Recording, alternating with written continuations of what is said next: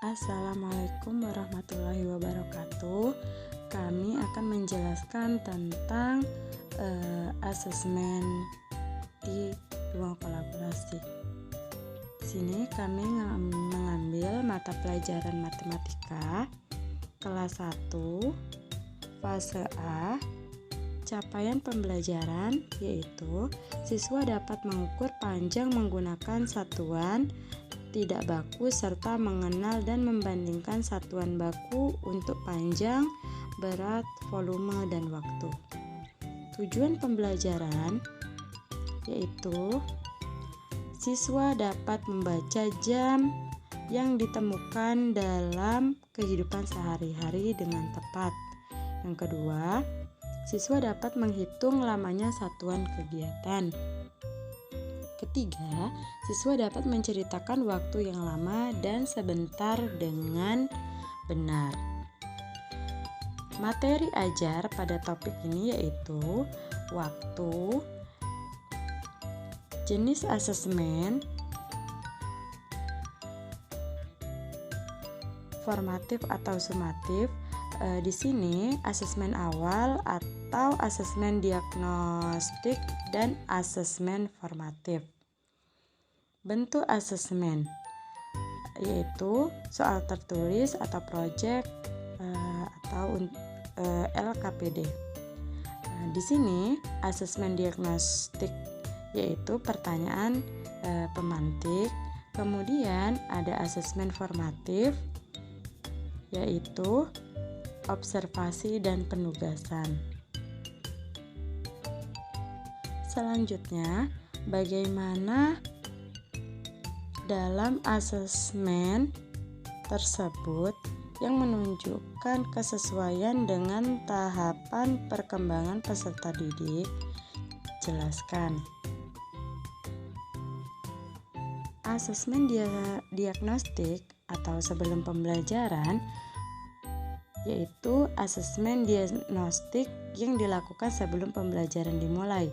Di dalam hal ini, asesmen diagnostik ini menunjukkan pertanyaan pemantik. Pertanyaan ini memiliki kesesuaian dengan tahapan perkembangan peserta didik karena bertujuan untuk mengukur pemahaman awal mereka tentang materi yang akan dipelajari. Pertanyaan pemantik ini membantu guru memahami pengetahuan awal peserta didik sehingga materi ini dapat disesuaikan dengan tingkat pemahaman mereka. Asesmen formatif melibatkan observasi dan penugasan selama pembelajaran. Bentuk asesmen ini sangat sesuai dengan tahapan perkembangan peserta didik karena memungkinkan guru untuk melihat interaksi mereka dengan lingkungan serta kemampuan mereka menjelaskan mengenai materi tentang waktu. Kemudian ada lembar observasi untuk mengetahui keaktifan peserta didik saat kerja mandiri dan berkelompok. Dalam keseluruhan rancangan model ajar ini, metode asesmen yang dipilih sesuai dengan tahapan perkembangan peserta didik di kelas.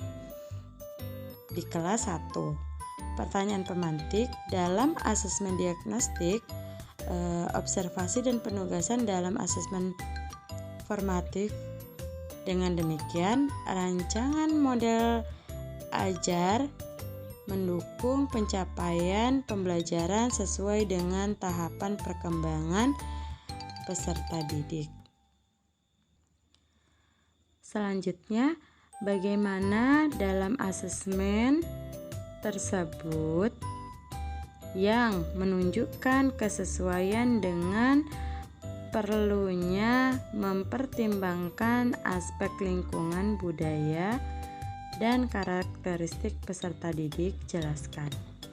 Nah, dalam rancangan modul ajar ini ada beberapa bagian yang menunjukkan kesesuaian dengan perlunya mempertimbangkan aspek lingkungan, budaya, dan karakteristik peserta didik adalah di mana pada asesmen yang diberikan, contoh guru mempergunakan contoh-contoh yang ada di sekitar mereka atau dalam kehidupan sehari-hari tentang waktu, yaitu guru menyajikan pertanyaan lisan kepada siswa. Kita tiba di sekolah tepat pukul 8, kan? Mengapa ini dibaca tepat pukul 8?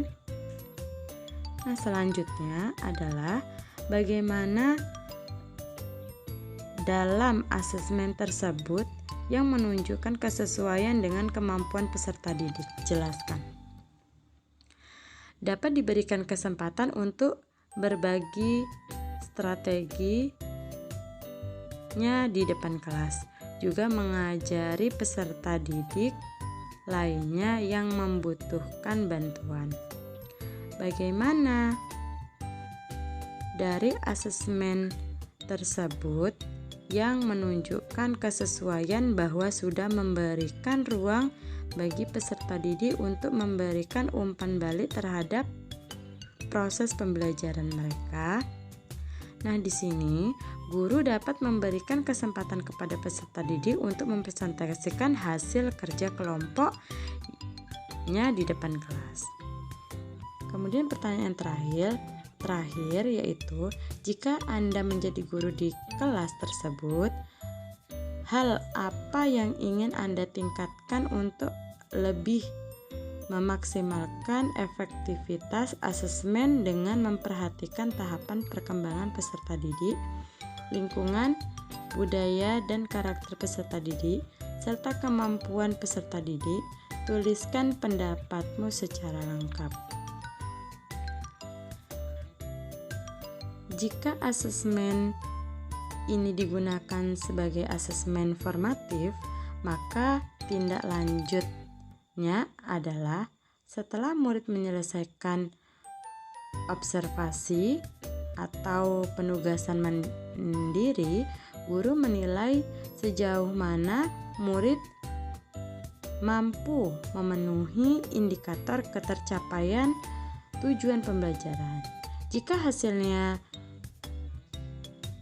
masih berbeda pada level awal perkembangan, maka rekomendasi tindak lanjut ada 2, yaitu yang pertama, guru memberikan masukan atau alternatif strategi dan kesempatan memperbaiki tugasnya. Nilai yang digunakan adalah hasil terbaik dari 2 kali tugas tersebut. Kedua, guru memberikan masukan dan lembar kerja yang dapat dikerjakan oleh anak serta memberikan waktu tambahan untuk mengerjakannya. Baiklah, itu tadi adalah hasil penjelasan kelompok kami. Terima kasih.